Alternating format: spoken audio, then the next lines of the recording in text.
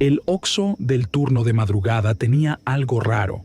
Mariana, la cajera, ya estaba acostumbrada a los clientes nocturnos, borrachos, taxistas, uno que otro policía buscando café. Pero esa noche, el ambiente era diferente. Había un silencio pesado, como si el aire dentro de la tienda estuviera cargado.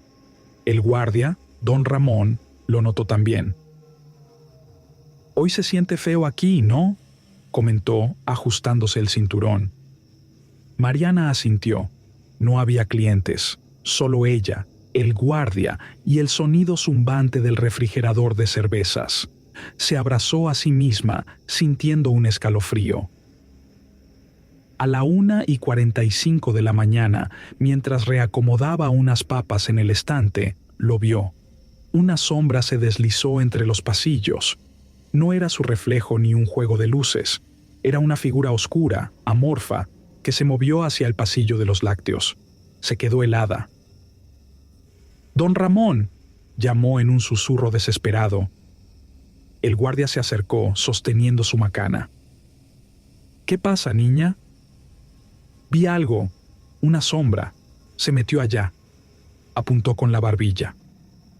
Don Ramón avanzó con cautela, revisando cada pasillo. Nada, solo los productos acomodados y el reflejo de las luces en el suelo. Suspiró y volteó a verla con una ceja alzada. «Ya te está afectando la desvelada». Pero Mariana sabía lo que había visto, y lo peor es que no fue la única vez. A las 2:10 de la mañana, mientras escaneaba un gansito para un cliente, el estante de golosinas detrás de ella se sacudió solo. Los chocolates cayeron como si alguien los hubiera empujado. El cliente, un tipo flaco con ojeras profundas, se alejó sin pagar. Mariana tragó saliva y volteó hacia don Ramón. «Dime que lo viste». Él asintió, visiblemente inquieto. Se acercó al estante y pasó la mano por el aire. «Aquí hay algo raro, niña. No estamos solos». La cámara de seguridad estaba justo encima. Revisaron el monitor en la parte trasera. Rebobinaron la grabación. El estante se movía, pero no había nadie, ninguna mano, ningún pie. Solo se veía a Mariana y, justo detrás de ella, una silueta negra parada por un segundo antes de desvanecerse. «Virgen Santísima», exclamó don Ramón, santiguándose. Mariana sintió un nudo en la garganta. No era su imaginación. Algo estaba ahí, algo que jugaba con ellos. A las 3 de la mañana, las puertas del refrigerador de cervezas se abrieron de golpe. Un viento helado recorrió la tienda, aunque afuera no había brisa. Don Ramón sacó su rosario y Mariana quiso salir corriendo, pero algo le dijo que si mostraba miedo, lo que fuera que estaba ahí se alimentaría de eso. «No estás sola», susurró una voz detrás de ella. Mariana giró en seco, pero no había nadie. La noche se hizo eterna. No volvieron a ver la sombra, pero la sensación seguía ahí. Cuando el primer cliente de la mañana entró y el sol empezó a iluminar la calle, el ambiente cambió. La pesadez desapareció como si nunca hubiera existido. Mariana renunció esa misma semana. Don Ramón pidió su cambio de turno. Nadie volvió a hablar de lo que pasó, pero los nuevos empleados a veces mencionaban cosas raras en la madrugada, ruidos, movimientos, susurros. El Oxxo seguía abierto, y lo que fuera que vivía en él, también. Había trabajado en la refinería de Minatitlán por casi 3 años. El turno nocturno nunca me había molestado. Al contrario, prefería la tranquilidad de la madrugada a la locura del día. Pero todo cambió una noche en la que me tocó vigilar la zona de almacenamiento. Eran las 2:30 de la mañana, y yo daba mi recorrido habitual entre los enormes tanques de combustible. La brisa cálida arrastraba un olor a petróleo y humedad. Apenas quedábamos 3 empleados en el turno: Ramón, el operador de control, Joaquín, otro vigilante y yo. Caminaba entre los contenedores cuando escuché un ruido en la zona restringida, una parte de la planta que llevaba meses clausurada por una fuga. «Joaquín, órale, vente pa' acá», llamé por el radio. Nada, solo un zumbido de estática. Intenté de nuevo, pero seguía el silencio. Maldije en voz baja y decidí ir solo. Cuando me acerqué a la reja oxidada que separaba la zona en desuso, sentí un escalofrío. La luna iluminaba apenas las estructuras viejas. Fue cuando lo vi. Algo se movía entre las sombras. Primero creí que era un perro, pero no, era demasiado grande. Sus extremidades eran largas y torcidas, como si sus huesos estuvieran mal puestos. Su piel era oscura y brillosa, como si estuviera cubierta de aceite. Lo peor fueron los ojos, 2 círculos blancos y vacíos que me miraban fijamente. Me quedé helado.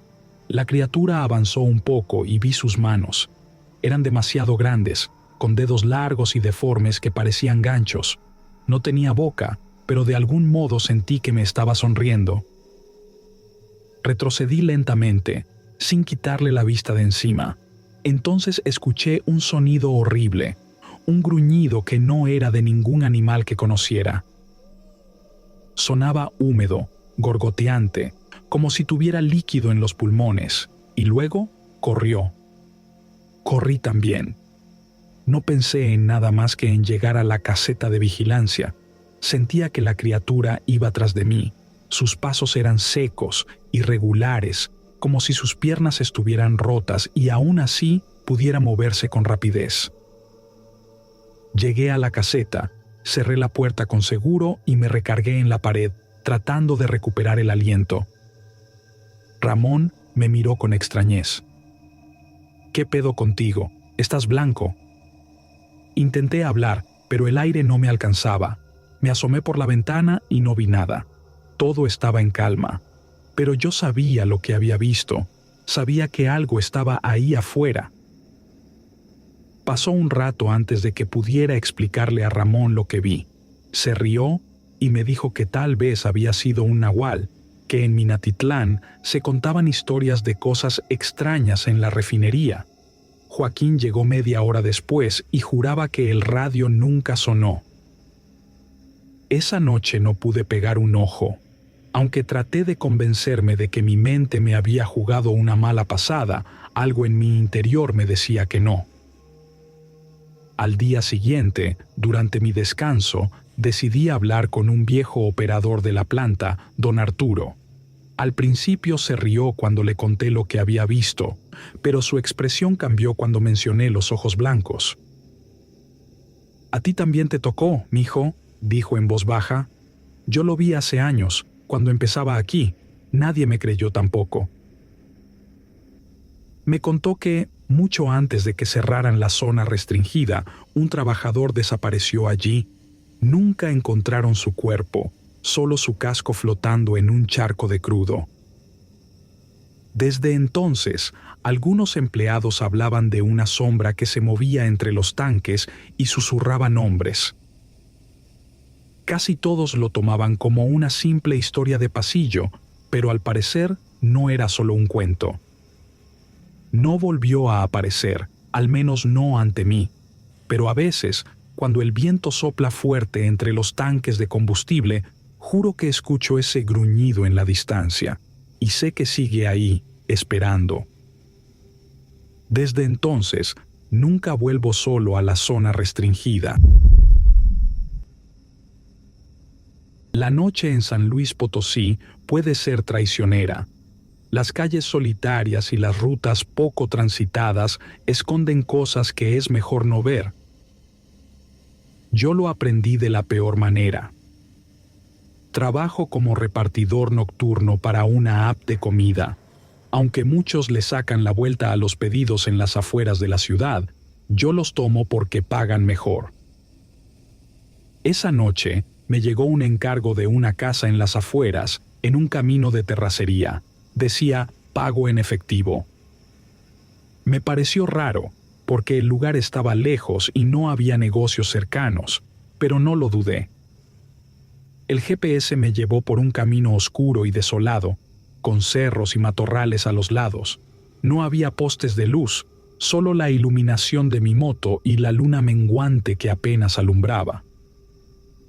El aire estaba pesado, cargado con un olor a quemado. Mientras avanzaba, sentí que alguien me miraba. Volteé varias veces, pero solo veía sombras largas danzando con el viento. Cuando llegué a la casa, era una cabaña vieja y descuidada. Había una luz débil titilando en la ventana y, en el porche, una mujer esperaba de pie. Usaba un rebozo negro que le cubría casi todo el rostro, pero sus ojos reflejaban un brillo extraño. Me bajé con la bolsa de comida y le dije el total. Ella sacó unas monedas viejas y me las entregó con una mano huesuda y fría. Cuando las tomé, sentí un escalofrío subir por mi espalda. «Quédate un momento, joven. Te quiero dar algo más», dijo con una voz arrastrada. Me negué de inmediato, pero cuando quise encender la moto, esta no respondió. Detrás de la mujer, dentro de la cabaña, vi siluetas moviéndose. Eran 3, tal vez 4 figuras encorvadas, susurrando algo que no entendía. Mis manos comenzaron a sudar. La mujer se rió bajito y di un paso atrás. «Es tarde para irte», murmuró. Mi corazón latía con fuerza. Intenté encender la moto de nuevo. Nada. La mujer chasqueó la lengua y las figuras dentro de la casa comenzaron a salir. Sus sombras se alargaban, deformándose. Sus rostros estaban ocultos por el rebozo, pero sus sonrisas se distinguían entre la penumbra. «Ven con nosotras, joven. No está bien andar solo por estos caminos», susurraron al unísono. El miedo me congeló por un instante, pero cuando una de ellas se acercó demasiado, mi instinto de supervivencia se activó. Empujé la moto y corrí cuesta abajo. Atrás de mí, escuché risas y murmullos que se convirtieron en gritos agudos, casi como lamentos de niños. No volteé. Sentía que si lo hacía, vería algo que no podría olvidar. Corrí hasta que encontré un camino más transitado. Un señor que pasaba en una camioneta me vio y se detuvo. «¿Qué haces aquí solo? Esas tierras no son seguras de noche», me dijo con preocupación. Le conté lo que había pasado y su rostro se puso pálido. «Hijo, ahí nadie vive. Esa cabaña se incendió hace años con unas mujeres adentro y dicen que sus almas nunca se fueron. Esa fue la última vez que acepté un pedido fuera de la ciudad. La moto la encontraron tirada cerca de la cabaña, intacta. No quise volver por ella. Preferí perder dinero antes que enfrentarme otra vez a lo que sea que vivía en ese lugar». El periodista encendió su grabadora mientras observaba la casa. Era una construcción vieja en las afueras de la ciudad, con la pintura descascarada y ventanas cubiertas de polvo. A su lado, el hijo mayor de la familia, un joven de unos 18 años llamado David, cruzaba los brazos con evidente nerviosismo. «Gracias por venir», dijo David. «Mis papás ya no saben qué hacer. Esto empezó hace meses, pero ahora da miedo estar aquí». El periodista asintió y sacó su cámara. No era la primera vez que cubría historias paranormales, pero casi siempre terminaban siendo fraudes, supersticiones o explicaciones racionales disfrazadas de fantasmas. Aún así, algo en la expresión de David le hacía pensar que esta vez podría ser diferente. Entraron a la casa y un olor a humedad los envolvió. La familia había salido por seguridad, dejando todo intacto para que el periodista pudiera documentar lo que pasaba. En la sala, los muebles estaban cubiertos con sábanas y el aire se sentía denso, como si alguien estuviera respirando demasiado cerca. «¿Dónde ocurren más cosas?», preguntó el periodista, encendiendo la linterna de su cámara. en la cocina y en la habitación de mi hermana menor. Anoche las luces se apagaron solas y escuché que alguien movía sillas. Pero estábamos todos en el cuarto de mis papás, dijo David, tragando saliva. Avanzaron hacia la cocina. Todo estaba en su lugar, pero el periodista sintió un escalofrío al notar que una de las sillas estaba un poco separada de la mesa, como si alguien se hubiera levantado hace poco. David se acercó y la acomodó sin pensarlo. Un crujido en el techo los hizo detenerse. ¿Qué fue eso?, susurró David. El periodista apuntó la linterna hacia arriba. El sonido parecía provenir del segundo piso. Subieron lentamente, sintiendo cómo la madera vieja crujía bajo sus pies. Cuando llegaron al pasillo, vieron que la puerta de la habitación de la hermana estaba entreabierta. David se adelantó y la empujó. «No puede ser», murmuró. El periodista enfocó con su cámara y vio lo mismo. Todos los juguetes de la niña estaban en el suelo, alineados en fila, como si alguien los hubiera puesto ahí a propósito. Lo inquietante era que la familia no había dormido en esa habitación desde hacía días. Un golpe fuerte en la sala los hizo girarse al mismo tiempo. «Eso vino de abajo», dijo David en un hilo de voz. El periodista no dudó y bajó las escaleras corriendo, con la cámara lista para capturar lo que fuera. Cuando llegó a la sala, su linterna parpadeó. En la mesa del centro, un vaso que antes estaba vacío ahora tenía agua hasta el borde. «Esto no es normal», susurró, sintiendo la piel erizarse. David bajó detrás de él, pálido. Antes de que pudiera decir algo, la televisión se encendió sola. La pantalla estaba llena de estática y un murmullo apenas audible comenzó a sonar. Ambos dieron un paso atrás, pero justo en ese momento, la puerta de la entrada se cerró de golpe. David gritó y el periodista sintió que su corazón se aceleraba. Fue hacia la puerta y la jaló con fuerza, pero no se movió. Parecía sellada, como si una fuerza invisible la sujetara. «Ábrela», exclamó David, su voz temblando. El periodista sintió un frío intenso en la nuca. Algo estaba detrás de ellos. Sin atreverse a girarse, levantó la cámara y la apuntó al espejo de la sala. Lo que vio en la pantalla le quitó el aliento. Una sombra alta y alargada se erguía detrás de David, inmóvil, sin rostro, sin forma definida, pero con una presencia imposible de ignorar. «David», susurró, incapaz de mover un músculo. La sombra comenzó a inclinarse lentamente hacia el joven, como si quisiera susurrarle algo al oído. La luz de la sala parpadeó una vez más, y, de repente, todo quedó en completa oscuridad. El reloj en la cabina de radio marcaba las 2:37 de la madrugada. Martín, el locutor del turno nocturno en una estación de radio de la Ciudad de México, bostezó y tomó un sorbo de café frío. No era su bebida favorita, pero lo mantenía despierto en esas largas horas donde la audiencia se reducía a insomnes, taxistas y uno que otro curioso. Su programa, Voces en la Noche, recibía llamadas de oyentes que compartían sus historias o simplemente buscaban compañía en la madrugada.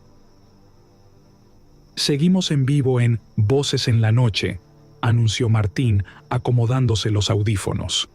«La línea está abierta para quien quiera llamar y contarnos lo que le inquieta a estas horas». Una melodía instrumental de fondo daba un aire de calma a la transmisión. Pasaron unos segundos antes de que la luz del teléfono se encendiera. Martín sonrió. Finalmente, alguien rompía la monotonía. «Buenas noches, ¿con quién hablo?». Del otro lado, solo se escuchó un susurro entrecortado. Al principio creyó que era una mala señal, pero entonces la voz emergió con claridad. «¿Me escuchas, Martín?». Un escalofrío le recorrió la nuca. La voz sonaba extraña, gutural, pero al mismo tiempo susurrante, como si alguien hablara justo al lado de su oído. «Sí, te escucho. ¿Cuál es tu nombre?» Silencio. Luego, la voz volvió, con un tono más profundo. «Hace frío aquí». Martín miró las pantallas.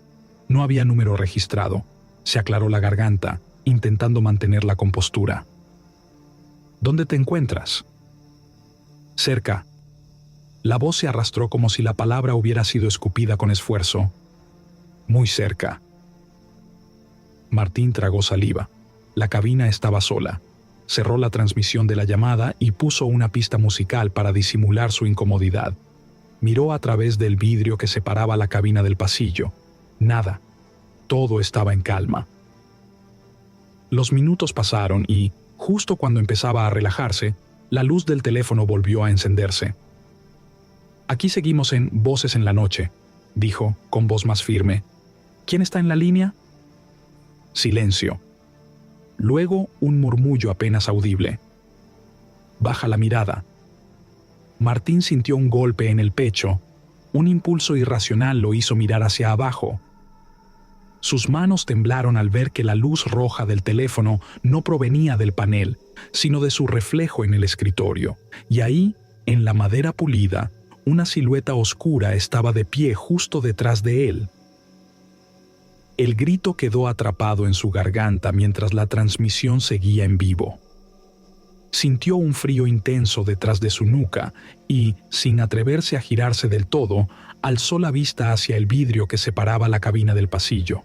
Ahí, reflejada en el cristal, estaba la misma figura.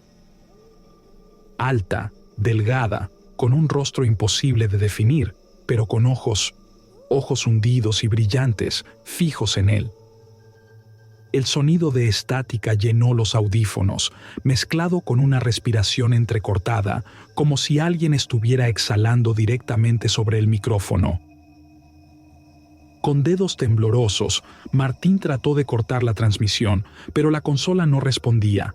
Cada luz en el panel parpadeaba como si la frecuencia estuviera fuera de control. Y entonces, la voz regresó. «No te des la vuelta». Martín cerró los ojos, el corazón golpeando su pecho con una fuerza dolorosa. Sentía el aire denso, como si algo invisible le impidiera moverse. Pasaron segundos eternos hasta que, de pronto, la estática cesó. La cabina volvió a quedar en completo silencio, salvo por el latido acelerado de su propio corazón. Abrió los ojos. La luz del teléfono estaba apagada. La consola funcionaba con normalidad. Todo parecía como siempre. Miró a su alrededor. El reflejo en el vidrio ahora mostraba solo su propia figura, pálida y temblorosa. Sin decir una palabra, apagó el micrófono y se quitó los audífonos. Necesitaba salir de ahí, aunque fuera solo por un momento. Se levantó, sintiendo las piernas tambalearse, y abrió la puerta de la cabina. El pasillo estaba desierto. O al menos, eso pensó hasta que vio las marcas de manos grasientas en el cristal del estudio.